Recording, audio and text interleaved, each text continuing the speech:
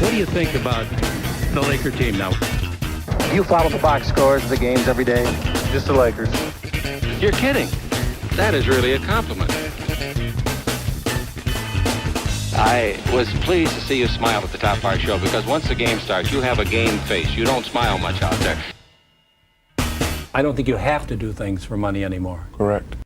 Hey, what's up, Laker fans? Welcome to Laker Film Room. Want to extend a special warm welcome to our new listeners on Dash Radio. If this is the first time that you've heard us, the whole vibe of what we're doing is to dive really deep on Laker issues.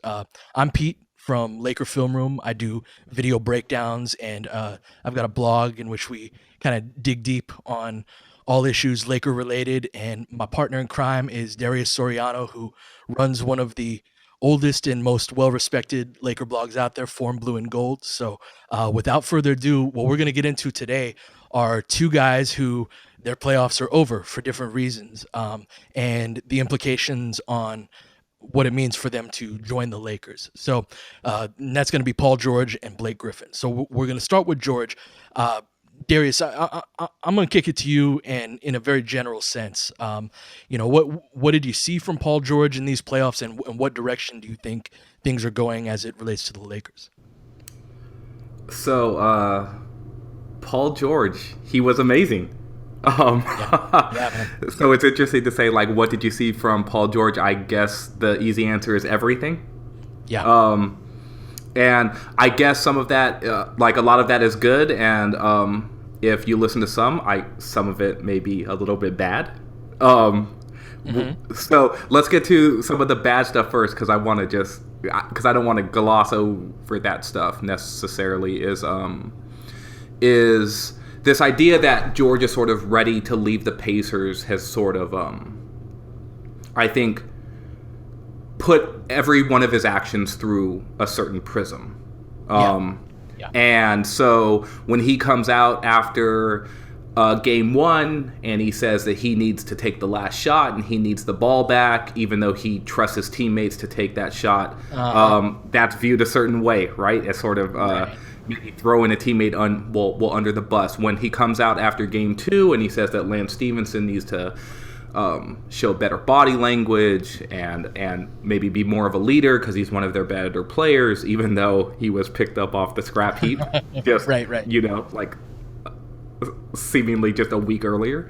Then that's viewed through that same prism, and I think we'll get into this a little bit more within this discussion here, but I think that sort of frames Paul George a certain way. Is he really the number one guy for a really good team, and on and on and on?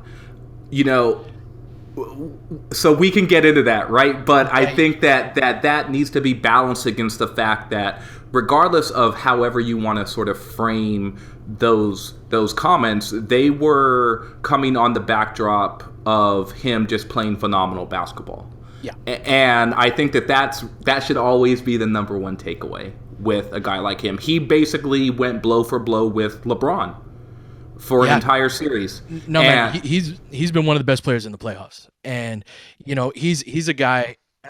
You know me, man. I'm very much like, can they play ball? And the other stuff is pretty low on my list, at least right now, as the Lakers are a 26 win team this year. Like, we are in no position to be like, Paul George is mean to his teammates, Laker fans especially, man. Right? Yeah, exactly. Like, it's like, come on, man. Team, man, and like that stuff is, it's not to be completely ignored, but at this point in time, we're not in a position to. And the thing is that Paul George because we've gone years back, like, from Dwight Howard re-signing to, is Carmelo Anthony coming? Is LaMarcus Aldridge coming? Who was it last year? Kevin Durant, we were talking about, right? And all of these seemed, at least to me, and I can't speak for you, they seemed really far-fetched. For me, Paul George is the first, like, really good player that's available that it feels like it's not a pipe dream in the last several years. Would you say the same? Yes, well, especially, I would say yes. I wouldn't include Dwight in that. Personally, I thought Dwight was coming back. So maybe I was wrong about that, right? And there was like financial considerations in that too. No, that's fair. But the point being, we go into, as Laker fans, we go into every free agency, right, being like, oh, it's LA, everybody's gonna want to come here, and like in the reality and like the history of the league, I can't think of any really top guy that left his team in free agency to go to a team that won in the teens or in the 20s of wins as a free agent. So, but George is the first guy where there's enough smoke coming out of his camp to be like, hey, maybe there's something to this. DeRozan was another guy, right? Lakers didn't even get a meeting on that. But yeah, he's the first one that feels like it feels possible. Yes, and it's interesting because this whole discussion around George has been basically around some well-timed, I guess if you're a Laker fan, or some poorly timed if you're a Pacers fan, leaks about kind of where his mindset is. He's saying all of the right things publicly, even after they lost, when he basically next questioned the reporter who asked about his free agency, which is basically a year away. Mm-hmm. And I think, though, that those questions are only even being asked because of the reports around the trade deadline, that he was maybe on the trade block, or at least listening, or at least Larry Bird was listening to what kind of haul he might be able to get for Paul George. And I think everyone sort of understands that with George specifically, the clock is ticking with him. Right. In ways that a lot of other big-name free agents, you were right, that the idea that they would actually leave their team, which are good teams, or actually sort of force their hand out, that's always been a little bit far-fetched, especially to go to, just like you said, just a bad team, which the Lakers have been. And so George really is one of those first star caliber players in several years where you really feel like, okay, it's viable that he's going to leave and that he's going to be out there. I think the last guy who was like that was probably Kevin Love, and he got traded. Right. And so I think to a championship caliber team, right? Yeah. So then it became kind of like that became unrealistic. Like leaving Minnesota for the Lakers is one thing, but leaving a Cleveland team with LeBron, yeah, probably not. Yes, exactly. And so I think looking at George now, when we're talking about the Lakers, I think the primary discussion is really about sort of pushing their chips into the middle of the table and trying to make a move for him, or waiting it out. I know you have specific feelings about this, so I'm going to let you sort of chime in with that one. Paul George is a very good player and probably a top 10 player in the NBA. That being said, every scenario... So first of all, disgruntled star players going into the last year of their contract, it's certainly not a new phenomenon in the NBA. And what they tend to end up going for in trade is one pretty prime asset, whether it's a player or a pick, and some ancillary assets. Kind of your, like the 28th pick would be an example of something that would be added on to that. So for example, Kevin Love got traded for Andrew Wiggins, Anthony Bennett, who everybody already knew after his rookie year was really, really bad. And I think a future first in that instance, which they knew with LeBron was going to be a late first coming out of Cleveland. So you've got really one prime asset there, and then two, kind of ancillary things. Same thing with Dwight Howard, right? You had a Andrew Bynum and then a first round draft pick far in the future, which is coming up right in 2019. And you can kind of go back through the history of these deals, and they all kind of fit into that sort of structure. Now, so you can debate, for example, whether or not Randall is considered a prime asset or not, but I know you and I kind of are on the same page of that the Lakers' top assets are Brandon Ingram, D'Angelo Russell, and potentially the top 3 pick that they may or may not keep in this draft.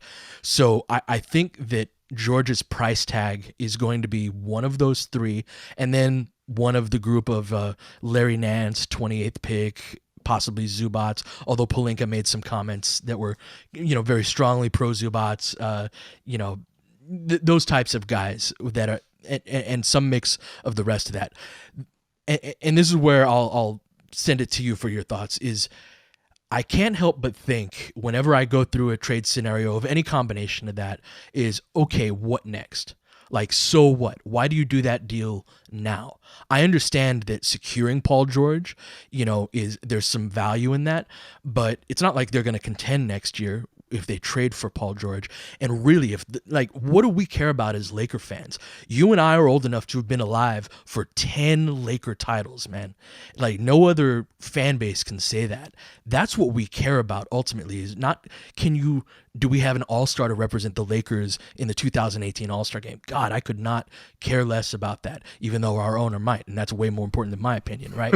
But I don't care about that. I don't care if they make the playoffs or if they make the second round, unless it's something to springboard off of. For me, if the Lakers are really going to hit, if they're really going to formulate a team that can do something in the future, it's going to be with Paul George signing as a free agent in 2018. And then they are either going to have their 17 pick or their 18 pick at that point. Now, one's going to be gone, one they're going to keep. Russell, Ingram, Randall, depending on I don't think they let him go for free. But anyway, at that point in time, if you got to move Russell, if you got to move Ingram, if you got to move any of those guys to make it work around Paul George to kind of capitalize on that prime, and he's not in that LeBron, KD type category, right? I think he's a notch below that, but still a damn good player, and you want to capitalize that. If you want to do that, that's when you make those trades. That's when you make those moves. But if he really wants to be here, man, wait a year, don't get the team, and then you're in a spot where you can build a contender. Yeah, and so I basically agree with that. But I'm going to play a little bit of devil's advocate anyway. Please do. So you were talking about we don't care about the playoffs necessarily or care about the second round unless it's going to be sort of a springboard. And I'm with that. I also see the flip side of the Lakers need to get better. Sure. And there's going to be internal development. Mm-hmm. We all assume that after the year that this team had and listening to the exit interviews from the players and with the change in front office, that things are definitely moving in a certain direction where there's this higher level, I don't want to necessarily say of accountability, but this idea that everyone needs to improve is no longer sort of this it's immediate. Yeah, it's like this needs to happen now. Yes, it's like it's no longer a theory, right? Yes. Like it's more like it better happen. And if it doesn't happen, and not only that with the improvement, but if they're not showing the sort of right temperament and attitude and work habits and investment, that they may be gone anyway. Yeah. Which sort of raises the bar even higher. Like, not only do you need to come back in the best shape of your life and adding new pieces to your game and ready to be a leader and ready to be more consistent. And that's not just, some of that stuff people will say, oh, well, that's just D'Angelo Russell. No, that's Brandon Ingram too. That's Julius Randle. That's Jordan Clarkson. That's, as far as I'm concerned, everyone is sort of on the clock here. Every key player except for Ingram is going to be entering at least their third season, and some of them their fourth season. These guys are basically should be showing kind of more and more from night to night what their ceiling is going to be. And so when you take into account that, let's say that it's a given that all of these guys come back better. They won 26 games this year, and towards the end of the season, down the stretch, they won a handful of games in a row, and they looked like they were putting some things together, but that's a really small sample. Sure. The devil's advocate point then is if you can shed some of the young players, which I think the roster does need to turn over a little bit, and you can do that while acquiring an excellent player, an all-star caliber player who plays a position of need and provides a skill set on both sides of the ball, which is sorely needed on the roster, then that can be a piece that helps propel you forward and shows the type of improvement that even if it's not the playoffs and even if it's not the second round, that you are really moving in the direction you want to move as a franchise. And it's not just the onus is on your young players to turn you around. And what's wrong with that is my question. This is what I think is wrong with that, is that we don't have enough in the way of assets. And as I've said before, I hate talking about human beings as assets, but in the respect of, so let me give you a specific hypothetical, right? They move Russell in the 28th pick for Paul George, right? Let's just buy into my hypothetical for a second, not Sure. whether or not that's enough for Indiana or not, but let's just say that. And then they use, they signed Drew Holiday to a deal to replace Russell in that spot, right? And so you're going into next year with Holiday and Ingram and George, Zubats, Randall, the rest of the young core intact, but Russell's been moved out. And in this scenario, they do not keep the pick. Yeah. Okay. That's a good one. Yeah. No, let's say they do keep the pick. Let's say they do keep the pick in that. What's the ceiling of that team in terms of go 2-3 years into the future? Because they're basically capped out, right? They're starting to get into the point where they need to be extending their young players as the years go by and or moving them, right? But I've seen a team with Chris Paul and Blake Griffin and DeAndre Jordan not even get to the conference finals. Right, I just watched a Paul George team get swept as a 7th seed in the East. Right, how far does Brandon Ingram as a baby still? Right, and Zubats as a baby, and Randall is getting older, and Clarkson, he's kind of in the just a guy category for me. Yeah, and I think you're similar, right? And then the top 3 pick, who may very well be a good player but still a baby, right? Like, who's the second best player next year on that team? It's probably Drew Holiday, right? Yes. How good is that team? That's what, the Pelicans? Are we better than the Pelicans?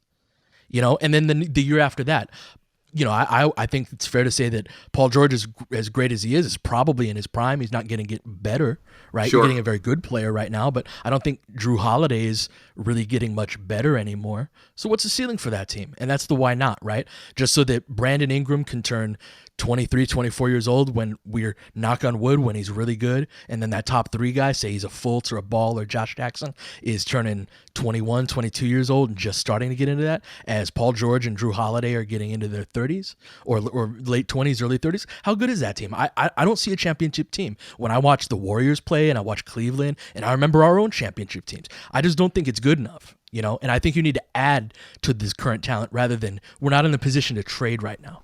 To subtract. Right. Like a trade is exactly that. It's an exchange of talent, right? And what we're talking about now is trading long-term potential for short-term certainty. Like, we know Paul George is really, really good. And we don't know what D'Angelo Russell is going to be, or Ingram, or any of the top 3 pick. We don't know what any of those guys are going to be. But we're pretty sure about what we're getting in Paul George, right? And what I don't get is, what is the payoff in a short-term perspective for getting a Paul George and signing a Holiday or a George Hill or somebody like that? Like, that's a solid team, but that's not, like, to me, that's purgatory, right? Where you're not bad enough to be contending for a next superstar in the draft, but you're nowhere near good enough to being a contender. This is where Dallas has been the last several years. And this is what Memphis had to do with re-upping a guy like Mike Conley to the deal that they did. Like, Memphis is going to be a good team for a long time, for the next, few years, but are they going to be a champion anytime soon? Absolutely not. And that works in a market like Memphis, but I don't know, man. Like, I want us to get back to the point where we're a legitimate top 3 NBA team. That's what I'll be. I don't expect a title every year, but the goal is to be one of the 3 best teams in the league. And I just don't see that with Paul George, Drew Holiday, or George Hill type of combo. Yeah, I think where I would say that I'm not on board with your scenario is that Holiday type of move. Okay. What I'm so looking. What would you prefer? What I'd prefer is, and so here, do we have like Homer sirens here? Because this is where the Homer sirens would run. Producer Tom can edit those in later, right? Yeah. But I mean, clearly you want to trade as little as possible and get Paul George, and then keep the rest of the young players and see where you go with that. Right. And leave the option. I think that the second contract that's a big contract besides the Paul George contract would have to be another free agent in 2018 and not sort of trying to do it all in one summer. I think the scenario where you're playing it out, where the team is basically in that, 40 to 46 win range for multiple years, is because, while also being capped out, is because they sort of push too many chips into the center of the table at once. Okay, so let's say DeMarcus Cousins, right? Let's up it from a Drew Holiday to a DeMarcus Cousins. Is that an agreeable scenario, or is there another 2018 guy you want to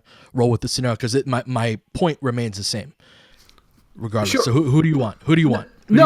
So if you throw in a Cousins with Paul George, and you still have two of your top assets, if we're including the pick here, whether that's an Ingram or a Russell and the pick, right? So one of those two plus the pick, I think that that's a really good team. I know that you're not as big a fan of Cousins as I am. Right. You mentioned earlier that you think that Paul George is sort of on that top 10 cusp. To me, he's probably more in like the 15 range. Okay. Right? Because I don't think Paul George is necessarily even going to make an All-NBA team this year. No, that's fair. I'm fine with that. I wouldn't. Right? I wouldn't. We're not going to argue that. But I think DeMarcus Cousins is a better player in terms of that. Him and Paul George are probably close to equal. And I think a lot of people would probably place Cousins a little bit higher just in terms of sheer talent at the size that he possesses. Right? And so, are you saying that if the Lakers had Paul George and DeMarcus Cousins and, two of their three young players still, that couldn't be the base for building a really good team? Oh, I think it's a really good team. I don't think you're winning a title with that. I don't even think you're really in the conversation. I mean, if I could put the ideal version of Brandon Ingram and the ideal version of, say, a Markelle Fultz in a microwave and speed them up a couple years so that they're a little more in sync age-wise with, babies don't win titles, man. Look at the teams that are really good in the league. And, Kyrie is really the only example of a guy that's even under 25 on these teams that are winning titles, and so what Ingram is still 19. He's going to be 19 until September. And 2 years from now, he's still going to be a baby, and he's still going to be learning. And now we hope that he makes these great strides. But, in terms of an immediate, how good is this guy right now type of player, that's tough. Like the last example I can think of is when you had three future NBA MVP candidates in Westbrook, Durant, and Harden all on the same team. That's the last time I can think of a bunch of babies really contributing to an NBA contender type of team, right? Yeah, I think that most title teams Kawhi, yeah. Tom's yelling Kawhi at me over here, which is fair. Yes. Which is fair. Yeah. Yes. Yeah. I think that most title teams are basically guys who are on their second contracts. Mm-hmm. Yeah. Basically, right? Like you go back to those really good Heat teams, even the Shaq Kobe Lakers, Kobe was younger, right? He was sort of that Kawhi model player. But they had Shaq, who was basically the best player in the league. That's it, Darius. That's the thing is like George and like if you give me a LeBron or a KD or a couple of guys on that type of tier, right? That and then say, and then the third and fourth guys are your Ingrams or your Markelle Fultz at a very young age. Yeah, that team can win a title. But it speaks to me, and I'm not much of a DeMarcus Cousins fan, but I'm not going to belabor the point because I think we're talking more conceptually, even if it's not specifically DeMarcus Cousins. But that's the thing is I don't think that a Paul George, that two kind of guys between the 10 and 15 range of best players in the league, I don't think they're winning you a title unless the rest of your team is really solid and ready to contribute right now. And they're not those guys yet. Yeah, so I think then that what the argument that you're really making then is then do you even want Paul George in free agency in 2018? Oh, hell yeah, I do. Yeah, because we're not deleting, we're not subtracting from the core at that point, right? And if we sign Paul George in free agency, we still have room, and especially, a lot of people don't want to stretch Mozgov and Dang, and ideally, they can move those deals, but you can get to a scenario where you've got two max availabilities by stretching both Dang and Mozgov, right? Sure. And that's going to be at a point where the young guys are kind of up for extensions anyway, and so the Lakers probably weren't going to have a cap room, as it were. But even then, let's play out the same scenario. Paul George and DeMarcus Cousins in 2018 come at the same time, and the Lakers haven't traded anything, and they have either their 17 pick or their 18 pick, right? That means you got Russell, Ingram, and probably a fairly high pick in either year, right? It's either top 3 this year or fairly high pick the following season. Yeah, a lottery pick. Oh. Right. You want to move the young guys then to do it, to accompany Paul George and DeMarcus Cousins to create a team that's more immediately able to contend. I got no problem with that. But deleting assets now, why not just wait a year? What is gained in 2017, in the 2017-18 season, from having Paul George that isn't gained by signing him in the following free agency? Okay, so let's flip this, and I want to ask you then, are you ruling out a trade entirely?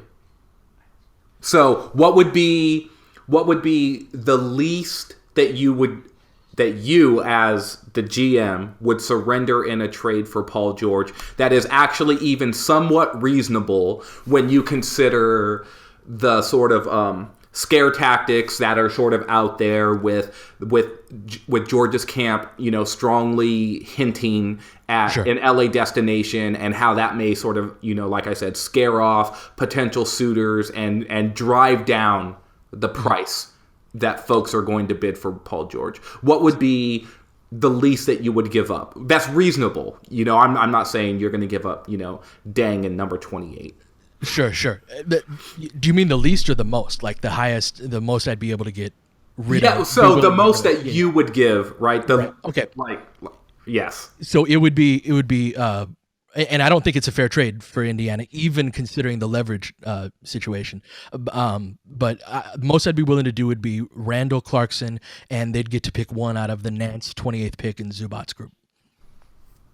Yeah, that's assume would be Zubac's. Yeah, that's about what I would give up to. Really? Yeah. You did a good job on the devil's advocate thing, Darius. You had me convinced. Nicely done. Yeah, look, so at the very beginning, I did say I pretty much agree with you. Yeah.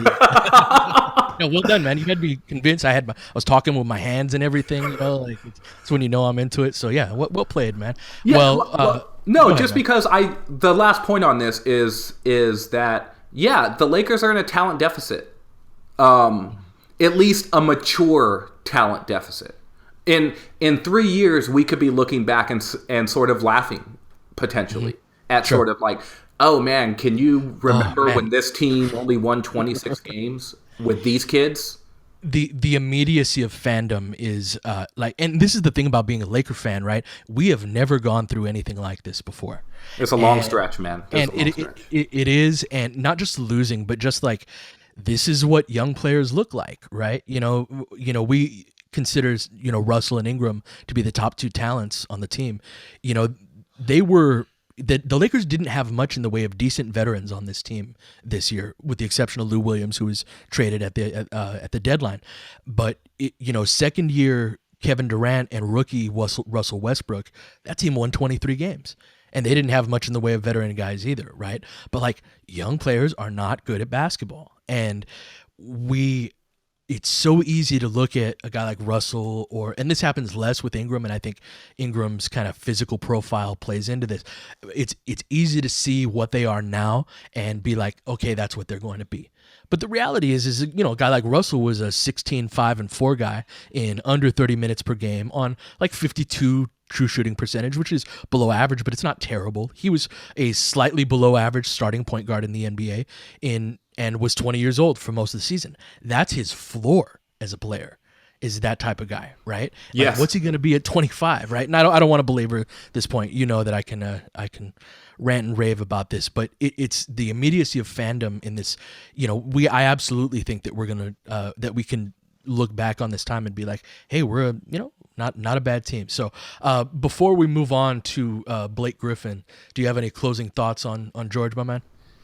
No, I just think that he's ultimately, it's interesting to me to figure out whether or not he's a number one or a number two.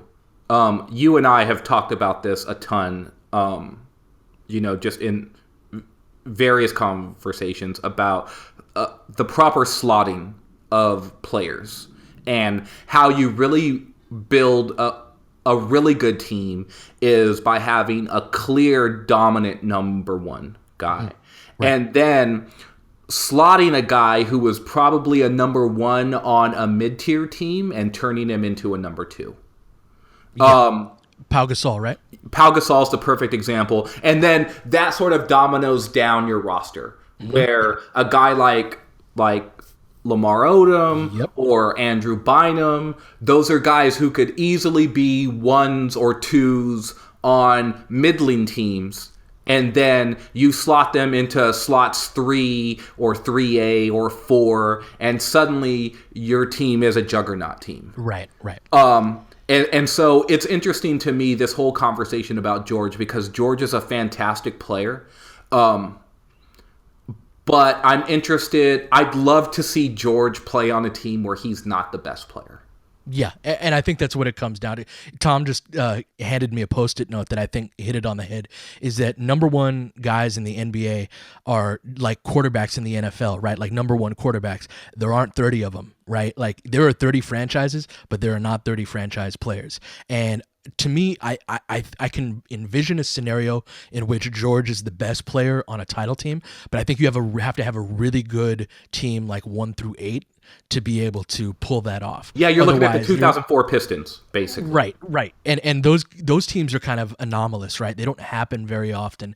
And most of the time, those teams are losing to your LeBrons, your Kobe's, your, Kevin, Duncans, Shaqs, exactly. Duncans, right? Like the legends of the game. And George is a good player, but he's not that. So that was a good talk, man. I enjoyed that. Now let's move on to Blake Griffin. Now, Griffin, his playoffs ended before the Clippers did with a foot injury, and that's the second year in a row for him. He's a guy for me where I'm very skittish about Blake, and he's somebody that may come to the Lakers as a kind of a guy that wants his own team but wants to stay in LA. I think he's less likely to be a Laker than George is, but I can envision a scenario.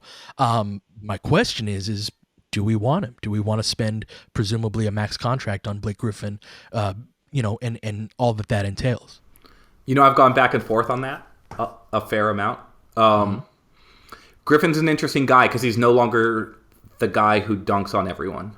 Right? Griffin's sort of made himself into a really excellent pro while doing things that he didn't get famous for. Mm-hmm. Really good passer. Yeah, just and I'm interested to hear your thoughts about Blake Griffin, considering the construct of the roster that he currently plays in, because a couple of years ago, Chris Paul, who knows what injury it was at the time, right? Chris Paul gets injured every year, basically. But where basically Blake Griffin became their sort of pseudo point forward as a power forward. And he was, flirting with triple doubles every night. He was handling the ball at the top of the circle. He was just basically this sort of Draymond Green type of offensive player, but just so much more explosive. And we haven't really seen that guy much because Chris Paul dominates the ball. And I'm sort of interested to know what your thoughts are as sort of an optimized Blake Griffin, and whether or not you think that guy is a guy worth chasing. Because I don't think you can necessarily look at Blake Griffin as what he's been for the Clippers in that specific roster construct and say that's the guy who is going to become a free agent.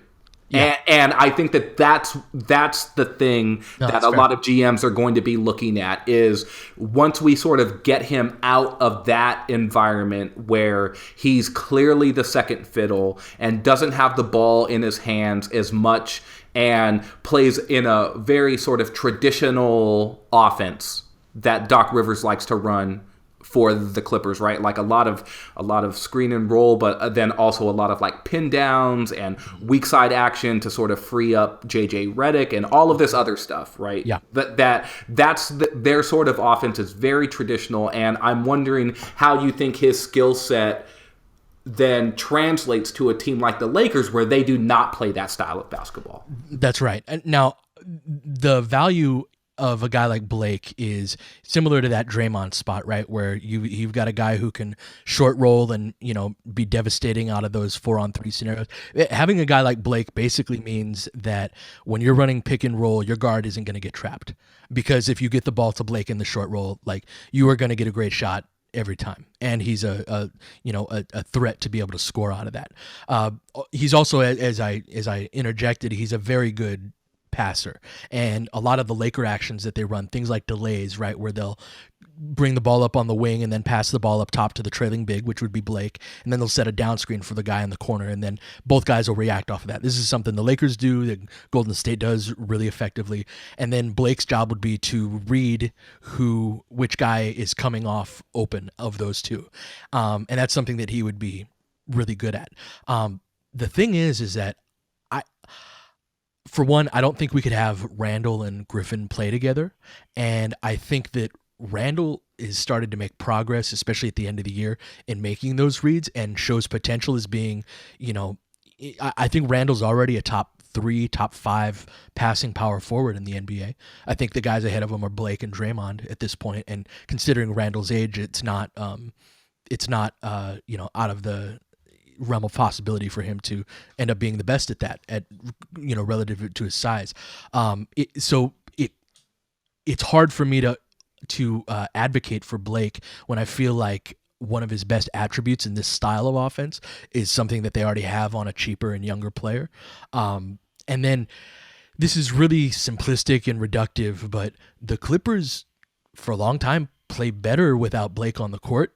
And I don't want to act like I break down the Clippers the way that I watch and break down the Lakers, but I see enough of it, and I think there's I'm scared of Blake Griffin as a defender in his late 20s, and the idea of signing him to a 4-year deal that goes between the ages 28 through 31. Mm-hmm. Like the idea of him as a defender, like I already don't think he's a very good defender, and paying that kind of guy for a front court position, a max salary.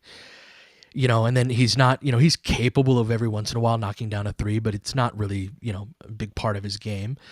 He is making like 33.6% on about 2 attempts a game.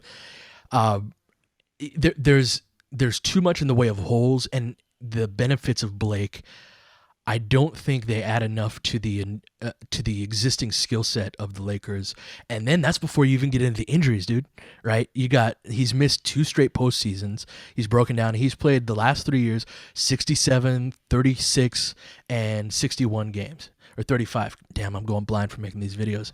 And missed the last 2 postseasons. So that's all of that skill set wise is even before, you get into the injury element. If you asked me at the beginning of the year, I'd be like, hey, I'm going to take any all-star caliber player we can get. When it comes to Blake, I'm a little more skittish. And I think if, put a gun to my head at this point, I say, no, I'm not looking to extend that deal to him. So what do you see in terms, though, of what the skill sets that he brings to the table? Yeah, I think that him and Randall would be a very interesting pairing. Randall played in what respect? So Randall played a fair amount of center, essentially, this season. In a lot of small ball lineups.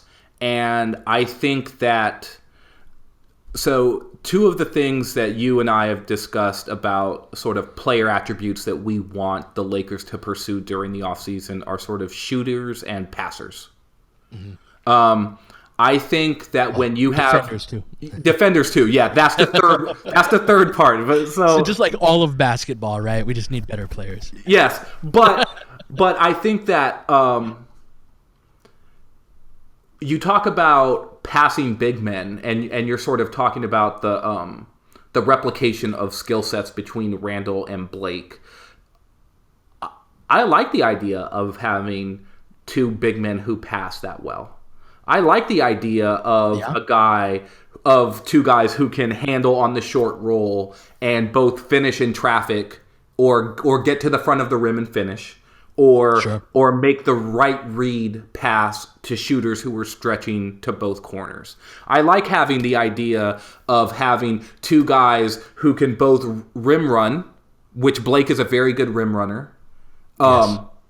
And Randall has not unlocked that part of his game yet, mostly because he's really a grab-and-go player. He's got the ball in his hands. You can't rim run when you got the ball, Exactly. And whereas, Blake plays a lot. Blake plays with DeAndre Jordan, who's one of the elite defensive rebounders in the league, which has freed him up a lot to sort of run the floor a little bit more. And I wouldn't mind playing those guys together for long stretches. Would offense, so we're talking offensively here, right? I haven't gotten into the defensive stuff yet. And Blake can stretch the floor out to three. 34% is basically, or 33.6 is basically just a tick below league average as a big man who defenders are going to give him that shot, but the more he takes it and the more he makes it, I would imagine that if he were playing under a coach like Luke Walton, his 3-point attempts would probably go up from the 2 that he's taking a game to about 4 a game. No, that's a fair point. Yeah, that's true. And he's a really good screener. He's a really good roller. He's a really good passer. He's a guy who can get you buckets in isolation from the post. We talked about one of the key actions that is in the Lakers offense is sort of that elbow split action. And we talked about how they basically get nothing out of that because they don't have big men that pass you open. I think Blake Griffin's a guy who can pass you open. So there's, to me, when you're talking about skill set and raw fit, I see it. I actually tilt more towards the direction of, man, like he could be a good fit. Now, defensively is where you start to run into real issues because he's basically just like Randall, but with more awareness because he's a veteran. So I think schematically he'll know where he's supposed to be. He'll get to those places more often. The issues, though, in terms of rim protection and how much he can switch out on screen and roll or show and recover and how much he's going to be a talker on the back line, I'm not exactly sure. One of the things that interests me or one of the things that I question about Blake, and it's not question like it's me pointing my finger at him and wondering if he can do it or not. It's more that he hasn't really had a lot of opportunities to actually do this stuff, is that he plays with DeAndre Jordan so much, and Jordan is never injured. So when you talk about sort of consistency of lineups and who he's paired with, he's also played for coaches that sort of skew away from small ball lineups. So, Doc Rivers plays much more traditional stuff, even if he's paired with another big man, or even when he's paired with a guy who's sort of stretching the floor, it's still a guy like Spates,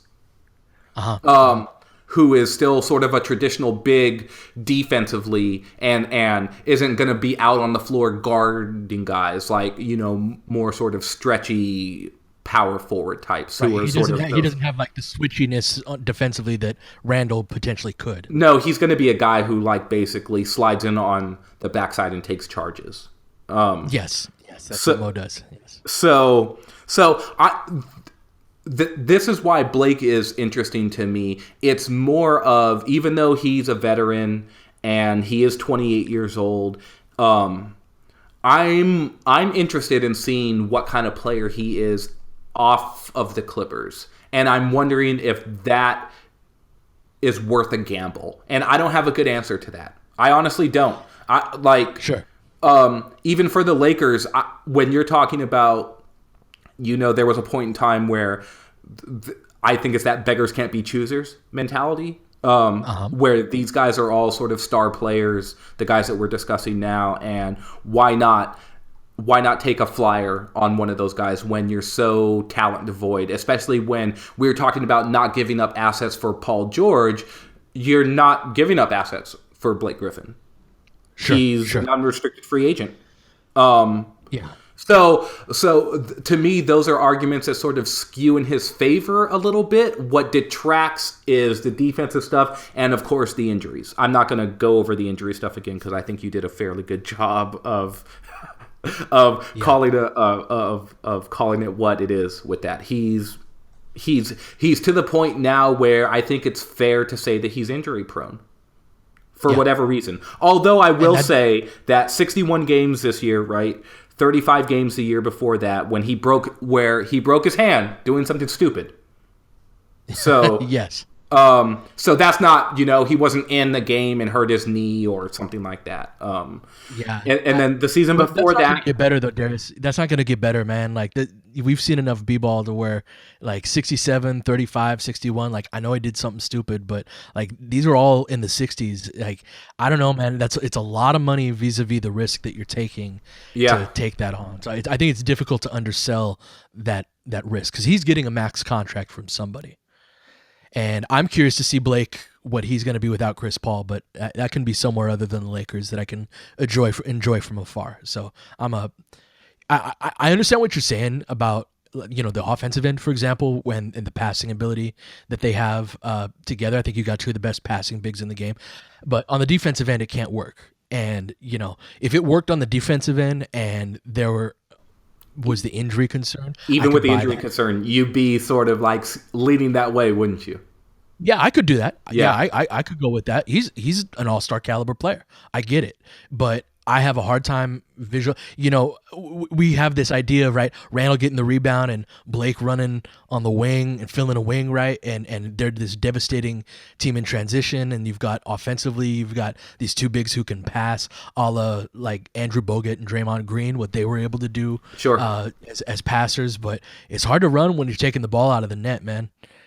And this is a team that they're bad defensively, and part of that is talent, and it's youth and inexperience. And that I didn't love the defensive scheme this year, but I don't know, man. Like to me, defense is probably my number one priority this offseason, and that is probably gonna manifest itself more so in kind of these second and third tier type of guys that I have more of an interest in than the primary guys on the market that I think are somewhat attainable. But for me with Blake, man, I would take a guy that's really good defensively or injury prone, but I'm not going to do both.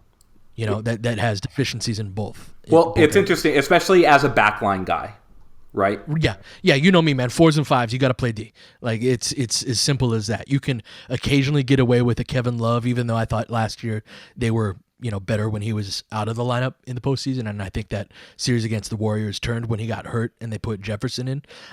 But even that said, guys who can defend at the 4-5 spot, they're at absolute necessity. And Blake's just not good enough at it to justify how injury prone he is. Yeah. And right now the Lakers need more of those guys, not giving minutes to and big money to a guy who 9 figures, man, 9 figures for Blake Griffin, who doesn't. No, like, look, I hear you, man. It's an interesting conversation for me, just based off the fact that the Lakers team we see next year is not going to be the same one we saw this year, even though we just did a monster discussion where we talked about all of these guys and we found positives with a lot of these guys. And I think from a character standpoint, we like a lot of them. I just think next year the team is not going to look the same, and that necessitates sort of this exploration of alternative options and how you get them. And Blake's going to cost a ton of money, and a guy like Paul George is going to require assets to acquire. If it's going to be this offseason. And so, what's the big damn hurry, though? What's the big damn hurry? That's what I don't get. I don't know if there's a hurry to say we need one of, like, as a fan, like, oh, well, we really need a guy like that. And I don't necessarily think the Lakers need a star player next season. I think I'd be perfectly happy if they rolled out, if they kept the pick, I'd be perfectly happy. Right. Sure. And they had huge minutes being given to Brandon Ingram and D'Angelo Russell and Larry Nance, and hopefully a top 3 pick. I'd be fine watching that team again. Along the same lines, though, I'll say it again, not to belabor the point or to keep repeating myself, but I don't think you can go into a season and say for too much longer. Maybe next season is probably the last season that they can do this, where they basically say, okay, we've got 8 players or 9 players, 25 or younger, and that's going to be the team.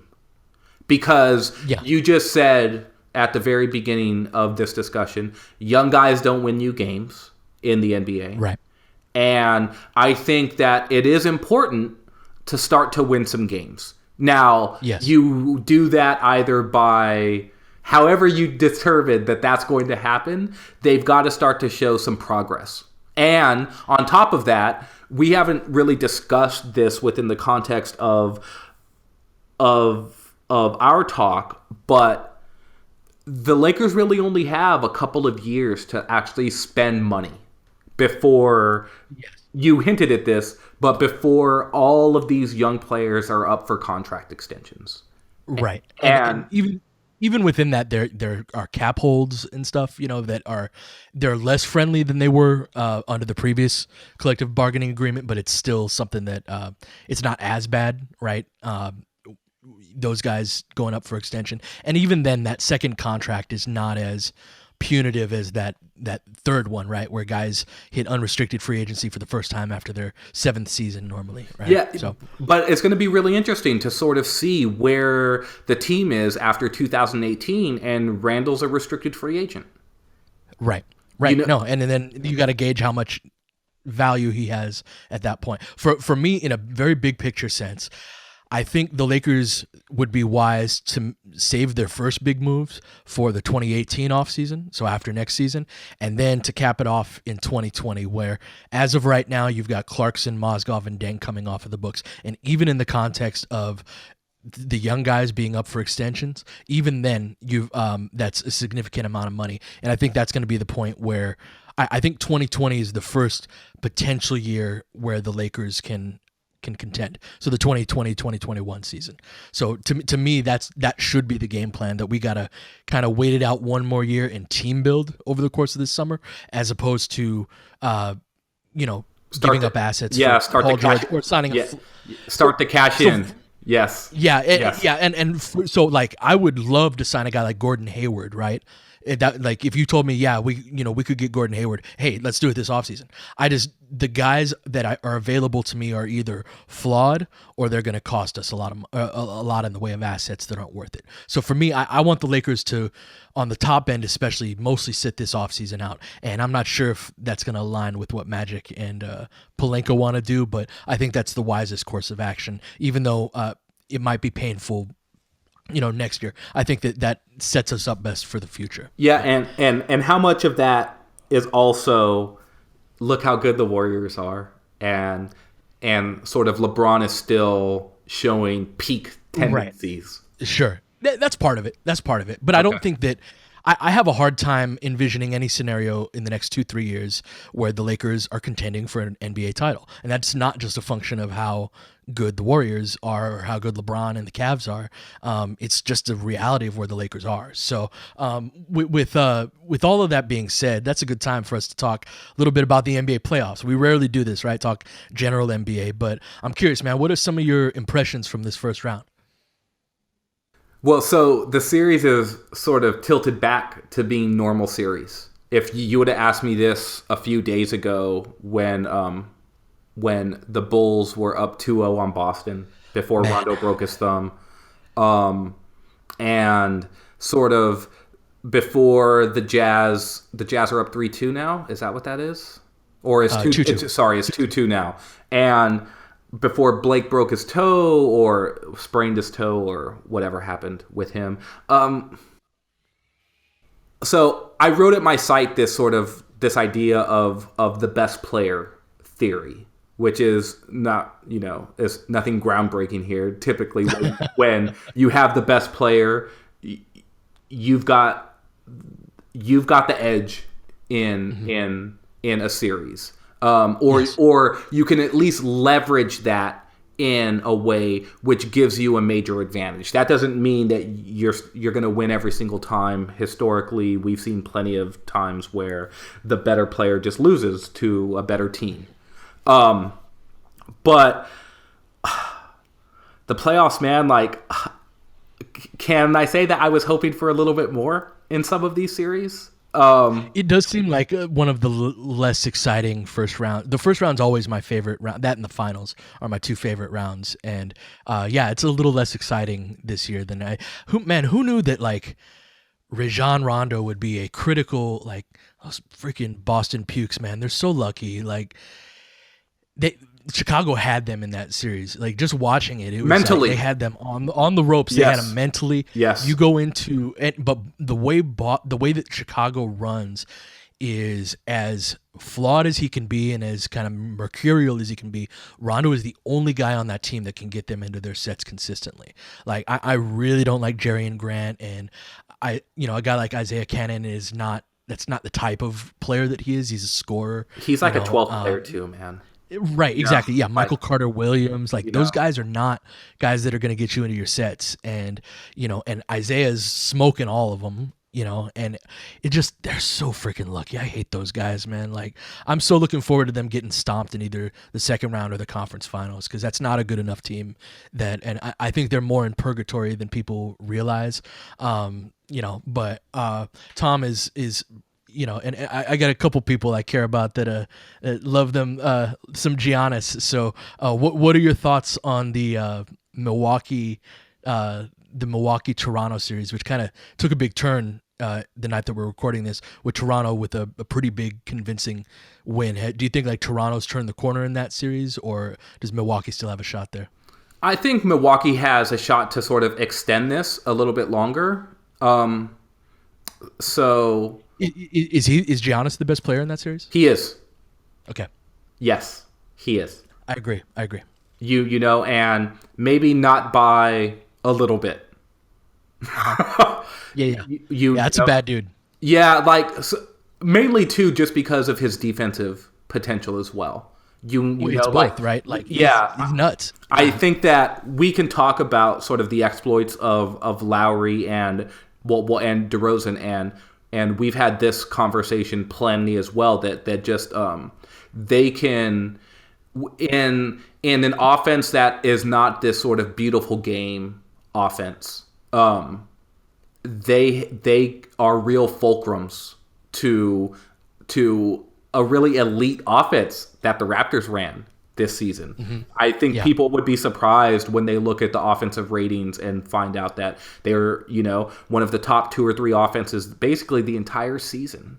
And a lot of that was just DeRozan and Lowry just being these night after night catalysts, tearing down first units, and then Lowry sort of coming in and playing with that sort of all reserve unit plus him and just tearing teams apart.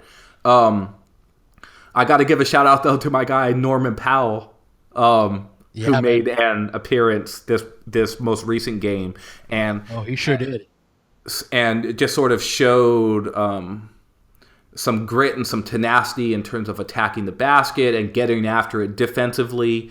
The Bucks, they're a flawed team. They really don't have a good point guard.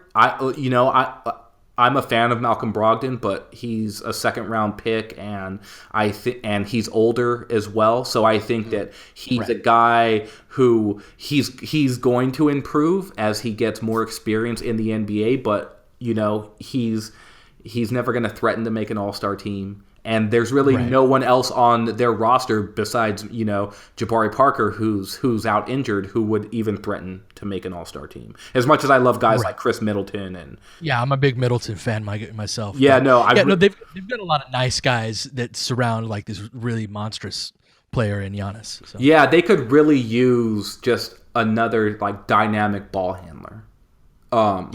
Who can sort of get Giannis easier shots. Sure. And can organize their offense a little bit more. And so, yeah, I think Toronto is going to win. The series I actually wanted to ask you about was Memphis in San Antonio. Okay. Which is now which is now even. And so obviously Kawhi is the best player and he's a beast. I'm wondering, though, do you think Memphis actually has a chance in this series? Because they've been sort of gritting and grinding it out these last couple of games. Not really. I will say, I don't think San Antonio is very good this year by San Antonio standards at the very least. Like, I think you can make an argument that they're the third best team in the NBA. And to me that, now you can argue for other teams, but San Antonio, I think even record wise, was in that area. I think it kind of highlights the difference between Cleveland, Golden State, and everybody else. That fact, I think they've got some bigs that I mean, remember when LaMarcus Aldridge was a really kind of that top 10, 15 type of guy, and he's not just another guy anymore by any means, but he's not, I don't know, I don't consider him in that elite category quite the way he used to be. And Kawhi is a robot, and he's incredible.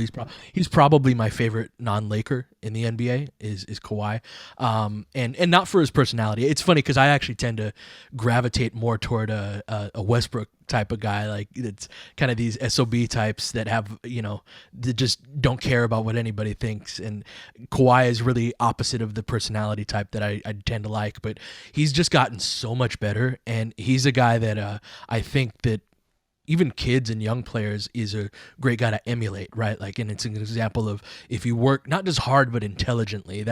I think we overemphasize working hard, and I think Jordan Clarkson worked hard this past offseason. I don't know how intelligently that they worked on his game in a way that's applicable to improving him on the court, and I think Kawhi is the opposite end of that spectrum. So I ultimately, Fizdale has been kind of the darling of coaches in the first round, and he's a guy I was really excited for him to get a coaching gig. I thought that was overdue. But at the end of the day, I don't think they got the horses to beat San Antonio. Do you think they got a chance? So no and yes. I say no first because I think that the Spurs are going to win. But Mike Conley is a problem for this specific Spurs team because they don't really have a guy to guard him. Now, they can put Kawhi Leonard on him, I guess, but I don't think you want Kawhi Leonard chasing around Mike Conley for the entire game. I think Kawhi is just much too important for them offensively, even though the Spurs run this beautiful system. But Kawhi has taken on more and more of sort of that isolation player, like the same deal that they used to do with Duncan in the post. It's weird to see San Antonio playing this way. Like, yes, there's a very old type of set called the 1-4 flat set, right? Where basically you've got your best player with the ball up top, and then from corner to corner you got one guy in one corner, one guy in another short corner or low post, and then the same thing is mirrored on the other side, right? So one guy up top and four across the hoop. That is not something that San Antonio has done much historically. And I'm watching like these end game situations where it's cool. And you do that, right, to create space for your main guy to be like, hey, you got to guard this guy one-on-one.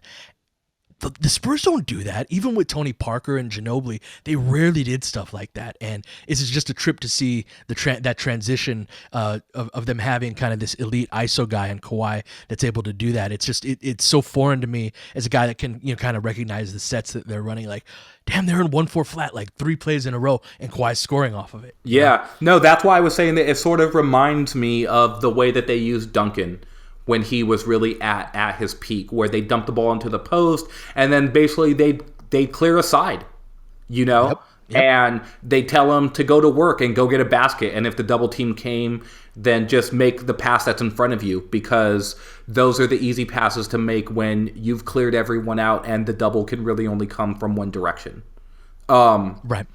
And so, but when I think about Memphis, so they don't really have a big man to guard Marc Gasol, and they don't really have a point guard to guard Mike Conley.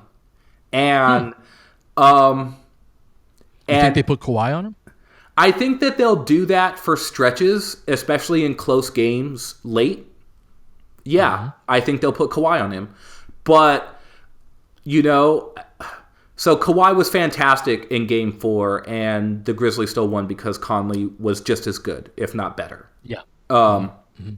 And, maybe this is the series where Kawhi just shows that he really is, one of the 3 or 4 best players in the league for sure. I think people would already put him there. He's an MVP candidate and all of that.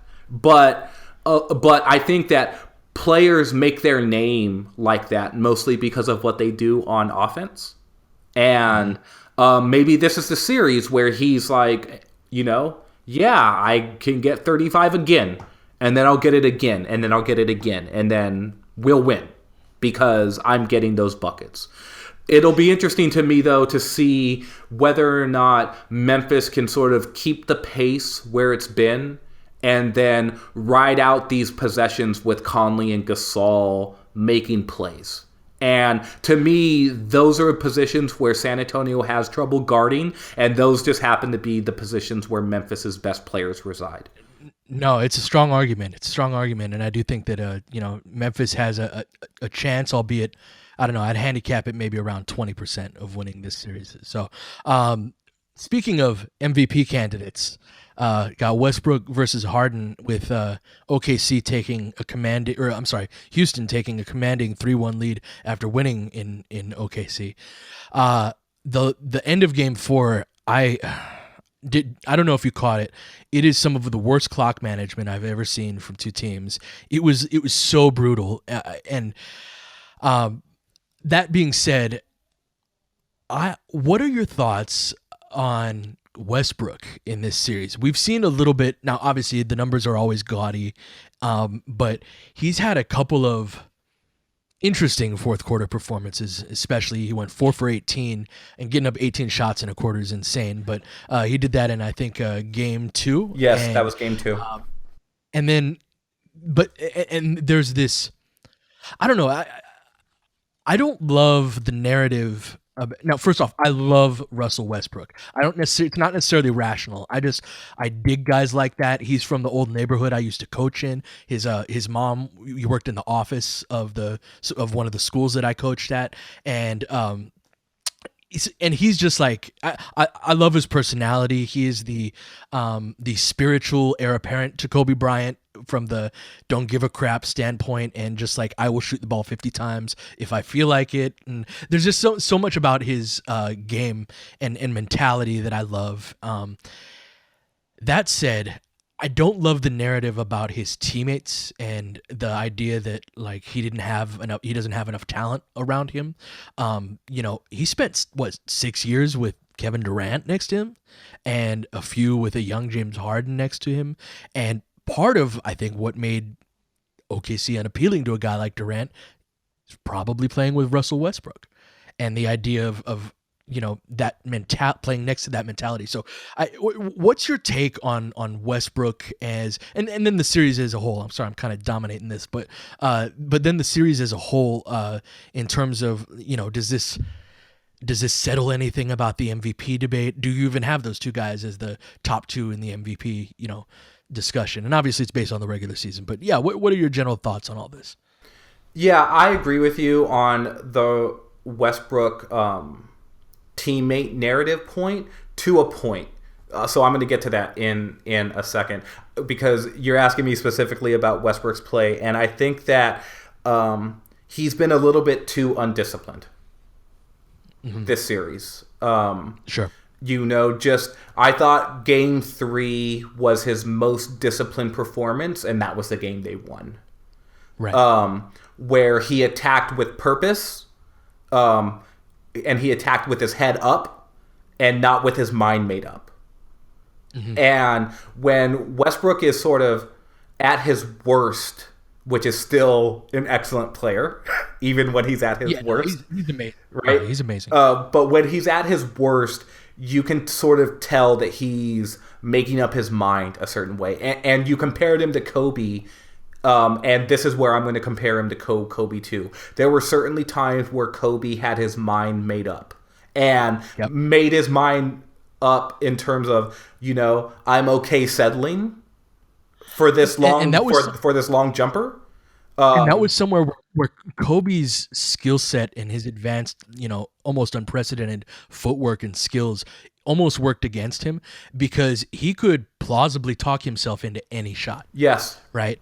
And Lord knows we won a lot of titles off of those skills, but the bad side of Kobe was that, right, where he could, settle for something, and he could tell you with a straight face, or tell himself with a straight face, yeah, I can make that shot. Yeah, and he's right. Yeah, it's because he made it 1,000 times in the gym over the summer, and Westbrook is very similar. Whereas you're talking about sort of this skill level with Kobe, Russell has skill level as well, but what he also has is just this unprecedented burst and athleticism and force of nature quality at the point guard position, where there's few guys in the league who you can put in front of him and say, stay in front of him for a full possession, and it's actually going to happen.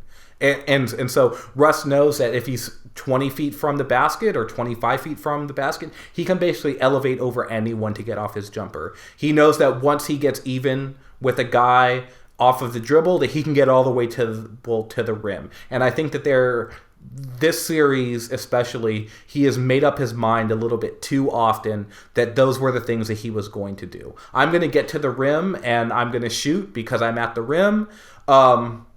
Whereas I think in game 3, he got to the rim, but with a little bit less pace, so that he had the ability to get these little dump-off passes to Taj Gibson or Steven Adams, or he could sort of see the skip side pass a little bit better with McDermott, or even if it was Grant who was in the corner, Jeremy Grant. Mm-hmm. Right. And that's the Russ, I think, who needed to show up for 7 games this series in order to kind of push it as much as it could go. Instead, he, a couple of these games in tight moments, he's just been a little bit less disciplined. And to be fair to Russ, though, he was like that a lot during the regular season, and it worked out for him quite well. There's been an uptick, though. Our man Tim, who was on the pod or on the show last week, Tim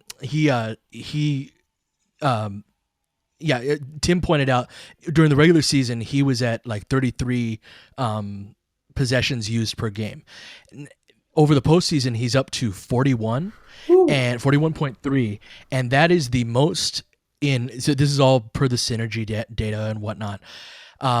That's the most that's ever been tracked for any player, right? Kobe, remember those mid 2000s teams?